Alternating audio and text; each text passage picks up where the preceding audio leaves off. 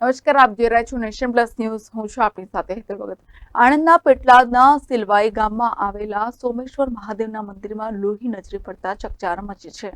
આણંદના પેટલાદ તાલુકાના સિલવાઈ ગામમાં આવેલા સોમેશ્વર મહાદેવના મંદિરમાં આજે અચાનક ઠેર ઠેર પડેલા લોહીની વાત સમગ્ર વિસ્તારમાં વાયુ વેગે ફેલાઈ જતા ચકચાર મચી છે. આ બાબતે પેટલાદ તાલુકા પોલીસ સ્ટેશનને જાણ કરાતા પોલીસ ઘટના સ્થળે દોડી આવી હતી તેમજ એફએસએલને પણ જાણ કરી આગળની કાર્યવાહી હાથ ધરવામાં આવી હતી. આ અંગે ગામના પૂર્વ સરપંચ સિકંદરભાઈ મલેક તેમજ તળપદા સમાજના આગેવાનો અને અધિકારીઓ દોડી આવ્યા હતા. Hiren Shah, nation plus news, Khambhat. સમાચારોના સતત અપડેટ મેળવવા માટે અમારી નેશન પ્લસ ન્યૂઝની યુટ્યુબ ચેનલને સબસ્ક્રાઇબ કરો, બેલ આઇકન દબાવો અને જોડાયેલા રહો ફેસબુક, ઇન્સ્ટાગ્રામ અને ટ્વિટર પર.